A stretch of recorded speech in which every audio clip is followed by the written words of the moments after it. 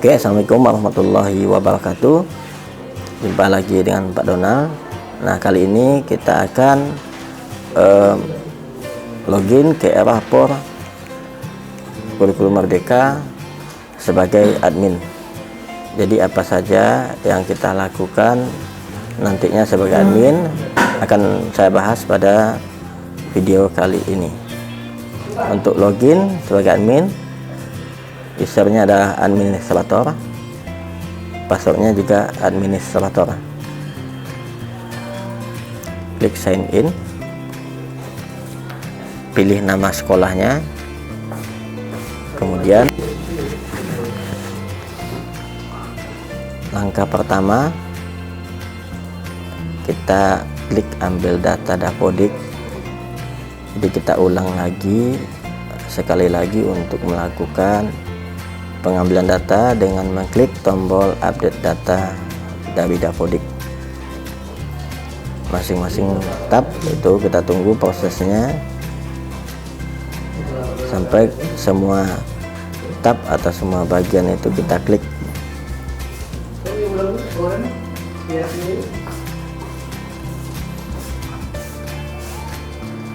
Mungkin ada perubahan terbaru di Dapodik sehingga perlu kita masukkan ke Erapor kita, itu dengan cara mengklik update data.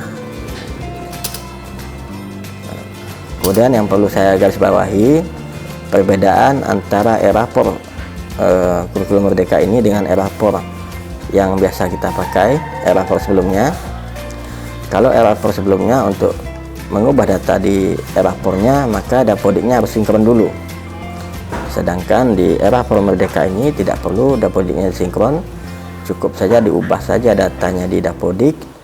Setelah itu disimpan di Dapodiknya, kita masuk ke Erapor kita, ambil data Dapodik, kemudian kita lakukan update data Erapor ini menggunakan data Dapodik seperti langkah tadi. Itu datanya otomatis akan masuk. Langkah selanjutnya yang perlu kita lakukan adalah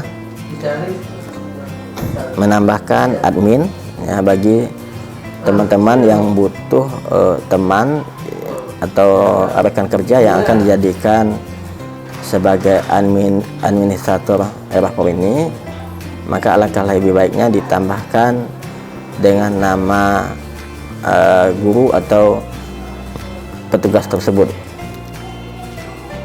sehingga kita ada admin backup ya. Mana tahu ada terjadi kesalahan, ada lupa password atau segala macamnya, kita masih ada admin satu lagi.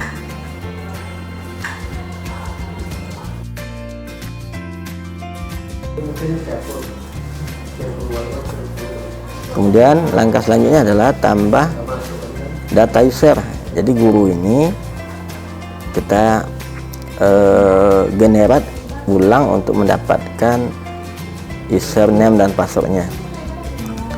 Nah, ini cukup berbeda dengan Erapor yang sebelumnya.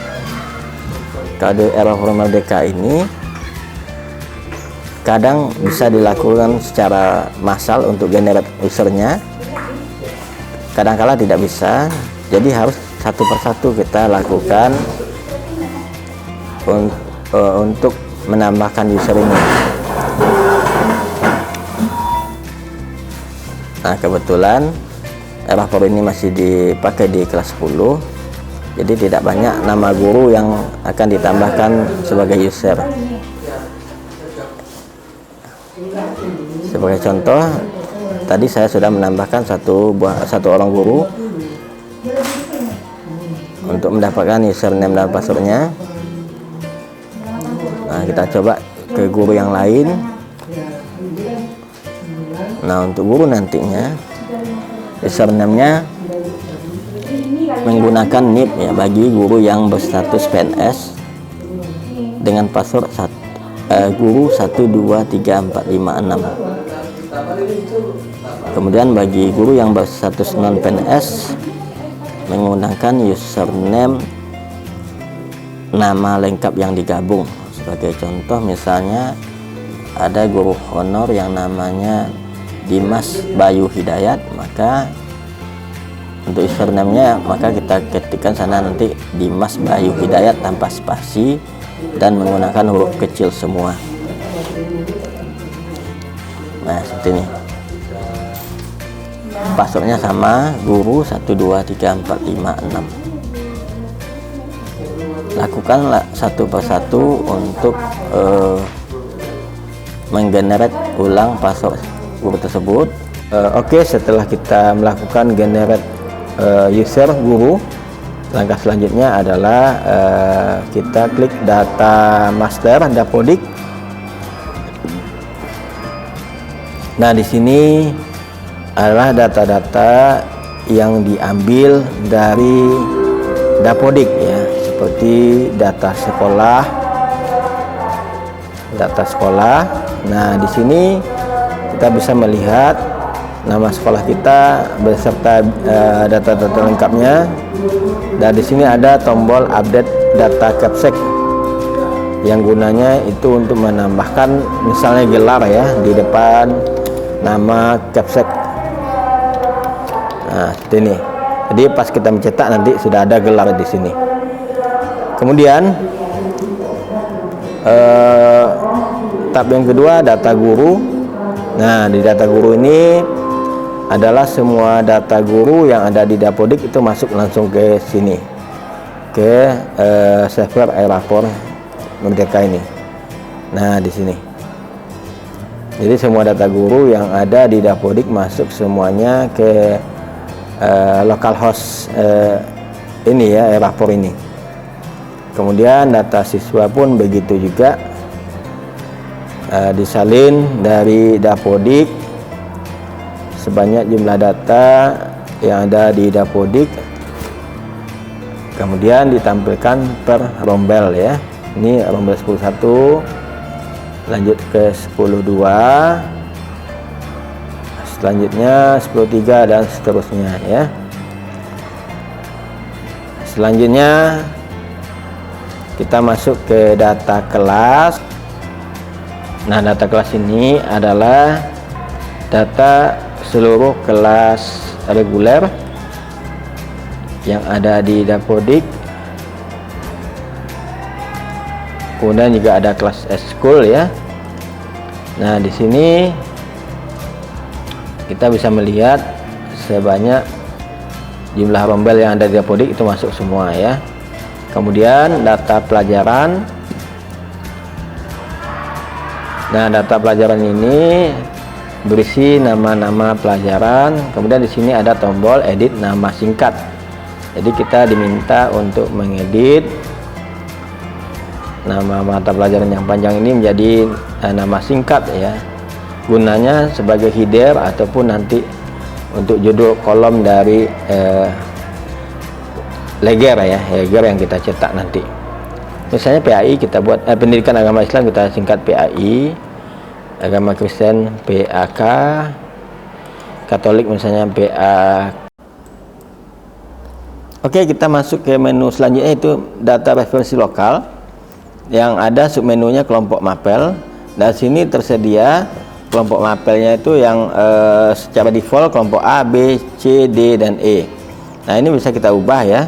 Sebagai contoh kita ubah kelompok umum dan kelompok minat ya. Walaupun nanti di kelas 10 itu kelompok umum semua ya. Kemudian submenu yang kedua itu guru lokal. Nah, guru lokal ini adalah fasilitas untuk menambahkan guru yang belum masuk ke Dapodik. Jadi tidak harus menunggu masuk ke Dapodik dulu baru guru itu bisa dimasukkan ke Erapor ya, tidak seperti itu. Tapi bisa kita ketik sendiri di sini.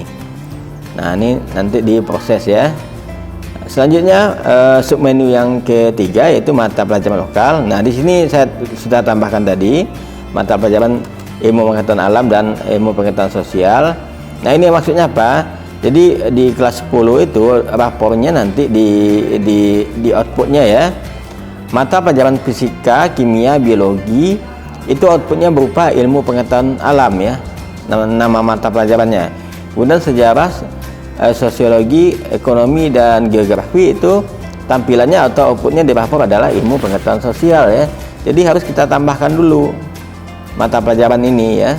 Cara nambahnya itu di mata pelajaran, di menu submenu mata pelajaran lokal ini. pilih tambah mapel lokal ya. Kemudian di sini kan banyak referensi nama mata pelajarannya ya, tinggal kita pilih saja mata pelajaran ilmu pengetahuan alam dan ilmu pengetahuan sosial. Nah, kemudian submenu yang berikutnya yaitu ubah data mengajar. Nah, ubah data mengajar ini kalau misalnya di Dapodik kita salah dalam menginputkan pembelajaran ya, misalnya ada guru yang salah menginput. Nah, jadi tidak perlu di Dapodik dulu ya untuk mengubahnya, bisa langsung diubah di sini. Nah, selanjutnya adalah submenu gabung mapel. Nah, ini yang sangat penting menurut saya ya. Jadi di output Dapodik itu nanti kan mata pelajarannya yang tampil adalah ilmu pengetahuan alam dan ilmu pengetahuan sosial ya. Jadi harus kita gabung dulu, misalnya fisika, biologi, kimia itu outputnya berupa IPA, nanti itu harus kita gabung ya. Jadi 3 mata pelajaran itu menjadi satu ya, jadi satu mata pelajaran IPA. Nah, caranya klik tombol gabung output mapel.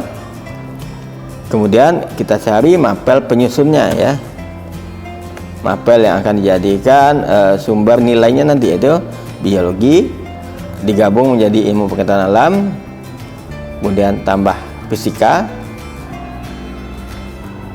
digabung juga menjadi ilmu pengetahuan alam, dan terakhir adalah kimia ya.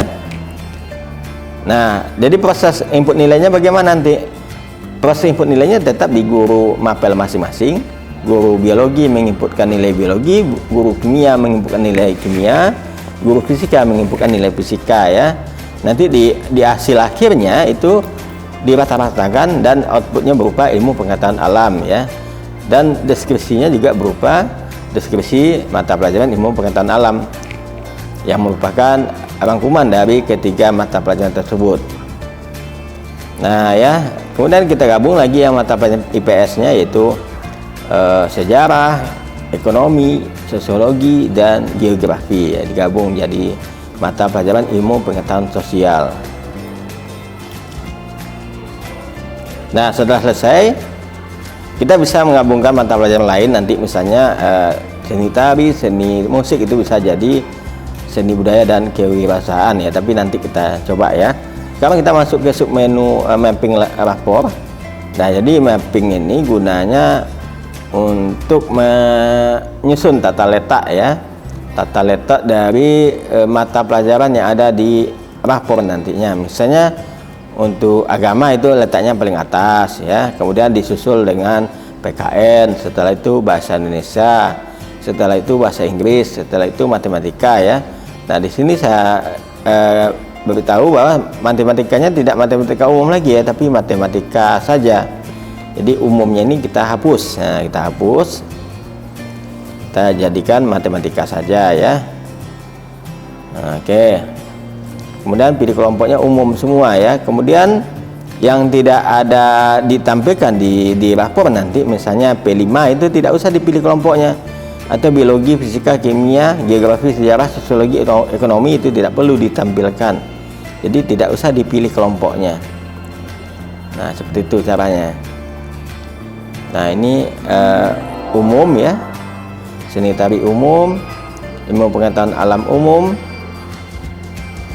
ilmu pengetahuan sosial umum.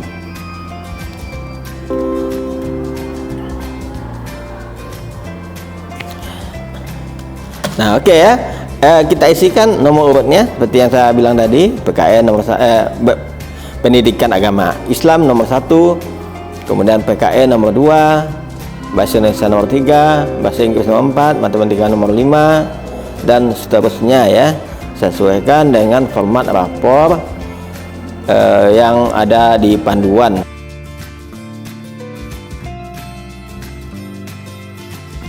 Oke, setelah itu disimpan untuk mappingnya.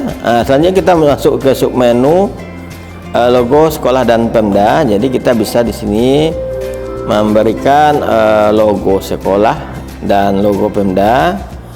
Gunanya untuk apa? Gunanya untuk logo di kelengkapan rapor nanti ya.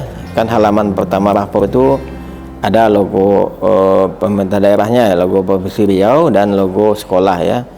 Nah, ini saya salah menginput, ya, diubah lagi. Logo Provinsi Riau untuk logo Pemda, kemudian logo SMA 4 untuk logo sekolah. Oke, kita ulang lagi uploadnya.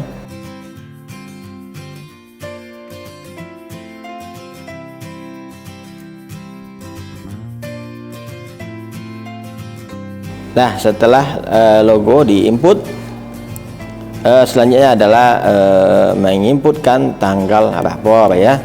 Nah, ini tanggal rapornya nanti adalah tanggal kapan rapor itu dibagikan ya. Sebagai contoh misalnya kita bagikan hari Jumat tanggal 23 Desember 2022.